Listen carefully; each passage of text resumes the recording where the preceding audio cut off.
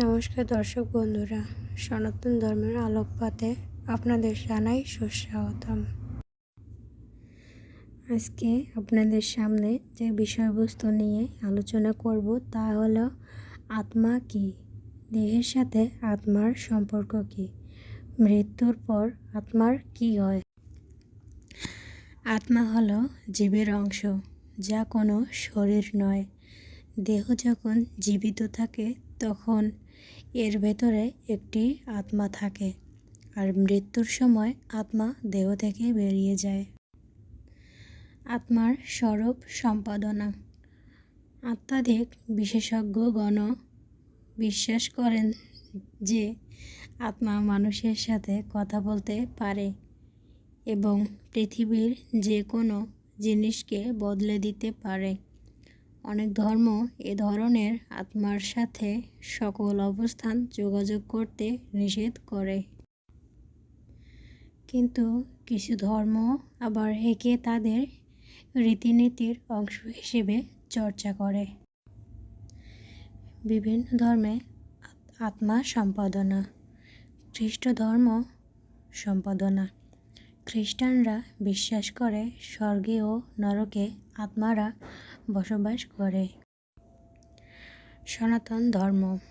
হিন্দু বিশ্বাস মতে আত্মা হলো চিৎকণা, যা সকল চৈতন্যময় জীবে পরিব্যাপ্ত। এই আত্মা, জীবাত্মা ও পরমাত্মা, এই দুই ভেদ রয়েছে। পরমাত্মা হলো পরমেশ্বর ভগবান এর এক বিশেষ রূপ। প্রতিটি জীবের হৃদয়ে জীবাত্মা, আত্মা ও পরমাত্মা উভয়ই বর্তমান। জীবাত্মার কারণে দেহে চৈতন্য লাভ করে। জীবাত্মা বহু হলেও এক অভিন্ন পরমাত্মা সকল জীবে অবস্থান করে তার পালন করেন।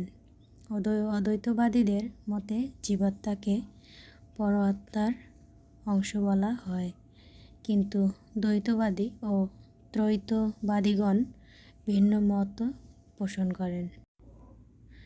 মনুষ্য অবস্থায় জীবাত্মার কৃতকর্ম অনুযায়ী তার কর্মফল ভোগ করার জন্য স্বর্গ ও নরক ভোগ করে, অর্থাৎ জন্মান্তরের মাধ্যমে বিভিন্ন যোনি ভ্রমণ করে স্থাবর অস্থাবর দেহপ্রাপ্ত হয়ে সুখ দুঃখ অনুভব করে।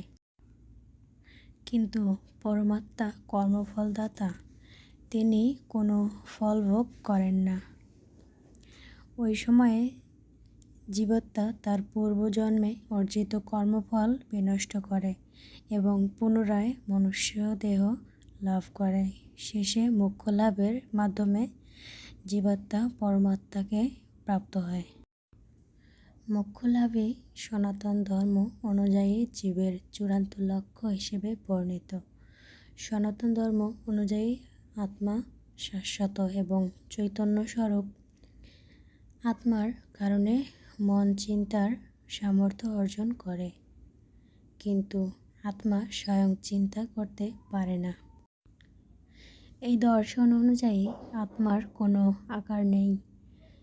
একে প্রত্যক্ষ করা, ধরা, ছোঁয়া বা কোনো কিছু দিয়ে কাটা যায় না বলে মনে করা হয়।